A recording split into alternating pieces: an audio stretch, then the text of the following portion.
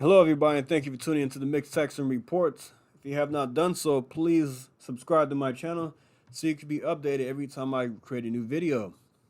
All right, so I want to talk about um, this segment from CNN with Paul Krugman and this fat bald-headed rascal, Brian Stelter, whatever his name is. So they talk about the BLM riots, basically downplaying what happened, trying to make us believe that they really weren't that bad.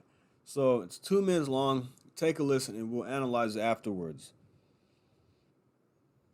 Myths of Red America, basically describing how, let's take the average Fox News viewer, is what they're told about blue states and about big cities. What are those dystopian myths? What do people need to know about that?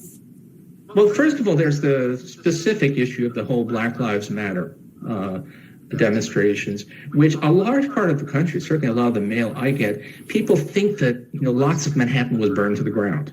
They think that this was an enormously destructive thing, when in fact, yes, there was some arson and looting, but actually really not very much in a country the size of the United States and for demonstrations that size. So they think that. Can I clarify, Paul? That's because whenever we're talking about the January 6th hearings, the likes of Sean Hannity always say, well, why aren't you investigating the summer of 2020 riots? That's what they say basically every day.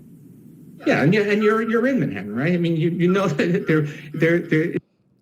And the riots, rightfully so, should be investigated. It is not a burned out shell. This just never happened, but they're told. No, that I mean, it there were windows shattered in my building, and it was awful, and we cleaned it up the next day, and that's what people do. Sorry, yeah. I digress. Go ahead. Yeah, and the other is about crime. Now, we have in fact had a significant surge in murders since the pandemic, probably because social isolation and all of that, which has been nationwide and is broad. It's about as much increase in rural areas and small towns as it is in big cities.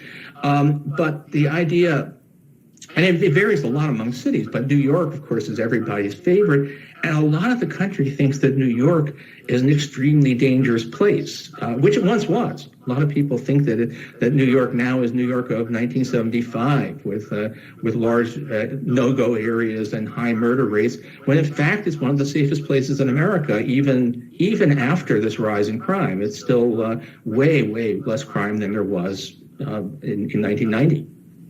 So that's another area where media coverage matters so much. Paul, thank you very much for coming on. All right. So you heard that that stupid idiot, Brian Stelter, he talked about, there were some broken windows in my building, but we went out and cleaned them up. That's what people do. So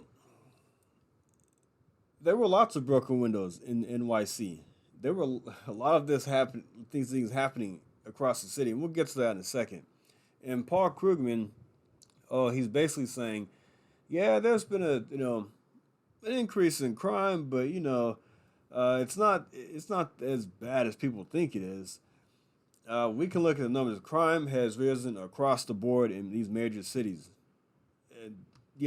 So that's another video for another day. We'll get into the details of that. But I want to talk about this right here.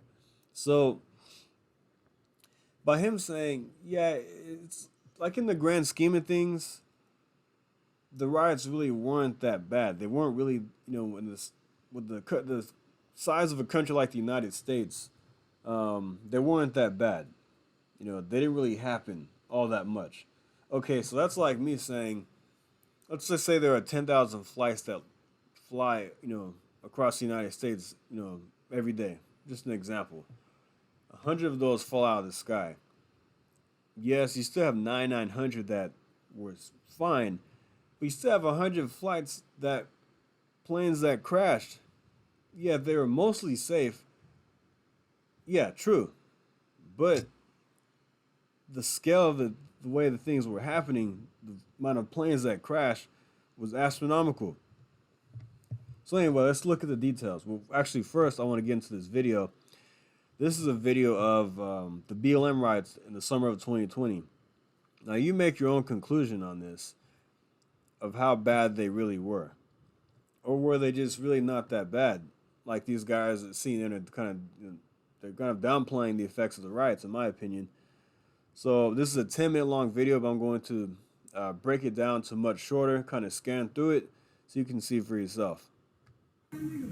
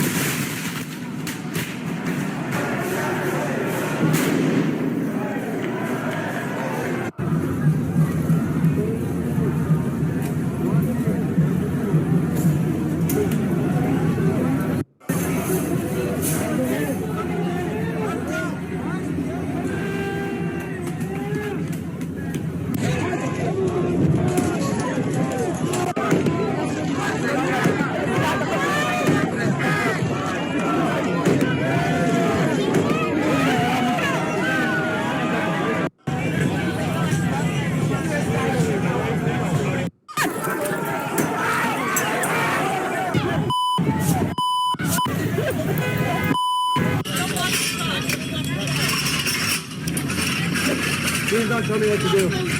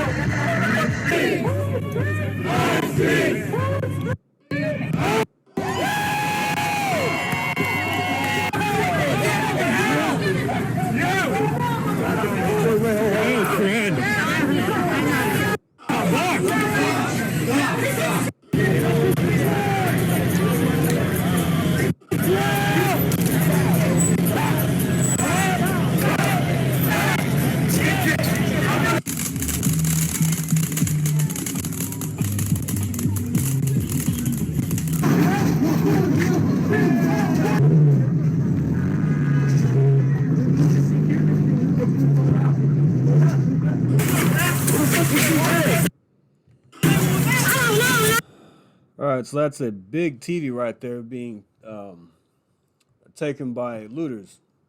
So, like I said, that was a shorter version of what that 10-minute video actually is. But as you can see, lots of places being burned down, lots of windows being smashed, and you know, just stuff in mayhem. It looked like something off of The Purge. You and I saw the same thing on TV and on social media. These things were happening on a large scale. Now, let's take a look at some numbers here. This is from Axios, a report done. Exclusive $1 billion plus riot damage is the most expensive in insurance history. Far outpacing what happened in the early 1990s with Rodney King in Los Angeles. So, why it matters. The protests that took place in 140 U.S. cities this spring were mostly peaceful, but the arson, vandalism, and looting that did occur will result in at least $1 to $2 billion of paid insurance claims. A company called Property Claim Services has tracked insurance claims related to civil disorder since 1950. It classifies anything over $25 million in insured losses as a catastrophe. And reports that unrest this year from 2020, May 26th to June 8th, will cost the insurance industry far more than any prior one. So we also have a breakdown of some things that happened. So Real Clear Investigations did a really great job on just what really happened in 2020 with the riots compared to January 6th and the Donald Trump's inauguration in January of 2017, which people don't really talk about. So here we go, some of the highlights. The summer of 2020 riots resulted in some 15 times more injured police officers, 19 times as many arrests, and the estimated damage in dollar terms up to 740 times more costly than those of the Capitol riot. So here are some figures right here. Let's go look at the 2020 George Floyd riots. So we're talking about here based on the CNN video. So police officer fatalities. We had the retired police chief, David Dorn, who tragically got killed in front of a pawn shop trying to protect his friend's store.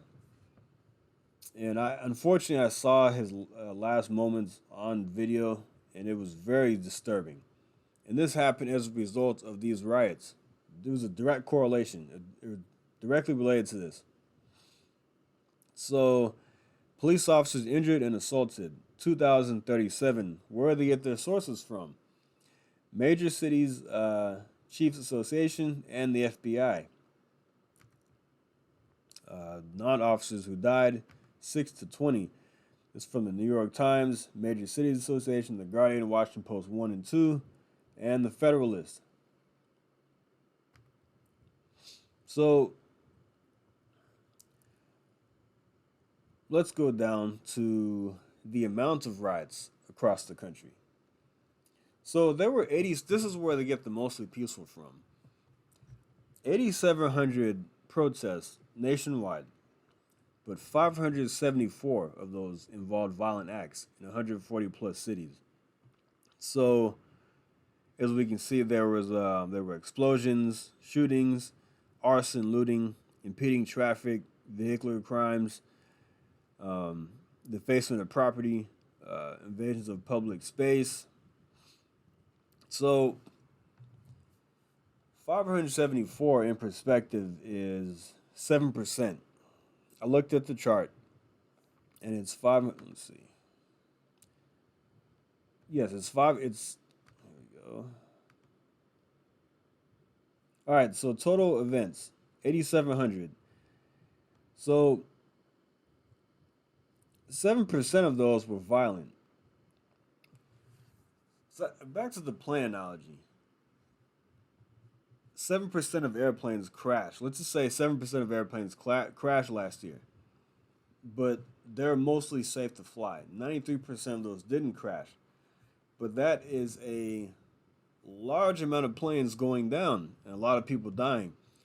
I'm not going to want to fly ever again if 7% of planes result in crashing versus where it's like over 99% probably don't crash at all.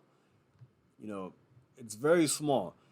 But 7%, yeah, while it is mostly, the protests were mostly peaceful in that aspect, but you still had 574 violent protests across the country, spread out through 140 cities. Now, you tell me, was that just some broken glass, a little bit of looting, a little bit of arson? They try to downplay this stuff, I saw the same thing you saw on TV. Like I said, they look like the purge. Buildings being burned down, people getting kicked in the face, people getting shot. I met a guy personally who lived in Chicago, and came down here for the summer to stay with his uncle or a relative or somebody because he lived in a nice area, nice apartment complex or condo or something like that, in a safe neighborhood. And he said he came down here he packed up his bag and left. Him and his wife packed their things up and left because of how dangerous it was getting, even in their neighborhood. The riots spilled over onto their street, into their building. Downstairs, a convenience store got broken into. The window got shattered. I believe he said somebody got assaulted. And he said, you know what? We're not going to deal with this. We're gone. So, like a good husband, a good man does, he gets him and his wife out of that situation. It comes down to DFW for a couple of months until things calm down a bit. So how many people did this? And Paul Krugman says there's this dystopian myth of blue cities and blue states, and yeah, there's been a significant rise in crime across the country, but it's mainly because of isolation. So here we go, blaming the pandemic for anything that goes wrong across the country. Look, as we can all see, with the riots, there was an explosion in crime because of this anti-police rhetoric. And we have these soft district attorneys around the country that are not prosecuting things the way they should be. And we can talk about the numbers and stuff like that in a separate video, but I really want to focus on the BLM riots. And this fantasy fairy tale land these people live in is unbelievable. I mean, you can look at this chart, these numbers for yourself. I will post these links in the box below. You can check them out. You can check out the videos. You can check out the numbers. What really did happen in 2020 with the riots.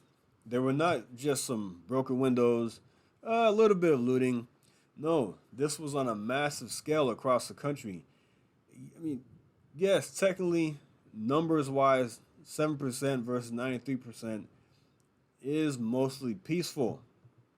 But 500, nearly 600 of these demonstrations were violent. People died. Businesses got burned down. Places that people worked so hard for their entire lives were gone. So that's why we make such a big deal out of the 2020 riots. And they do need to be investigated. They do need to be looked into. Who's responsible for this? Who was behind it? Who was funding this? So, yeah, this is why we've seen a big shift from people leaving these big blue cities to, in these blue states like Chicago, Illinois, LA, California. We have New York. We see people leaving these places, going to red states where they feel like it's maybe a little more safe. Maybe going to out in the rural areas and places where law and order is respected. In Texas, we had some stuff going on in downtown Dallas, but maybe some stuff down in Houston. But for the most part, it was not as widespread and destructive as it was in some other places that are run by Democrats. Like I said, Dallas is a blue city, but the damage was not as significant as places like not Boston, but Portland, Seattle, Los Angeles, New York. And yes, it was a war zone. DC saw significant damage. We saw that on TV. We saw it with our own two eyes. So don't let these people lie to you. They live in a fairy tale fantasy land. So I'm here to give the other side of the story and give you the facts. These 2020 riots were destructive on a massive scale, and the numbers show that. So anyway, I'm going to cut the video off right there. But first, check out my friends at Freely Social. It's like the free speech version of Facebook. It's relatively new. So go ahead and check them out, create an account, and let's get these guys off the ground. All right, guys. You have a great day. Like and subscribe, and I'll see you next time. Thank you. Take care.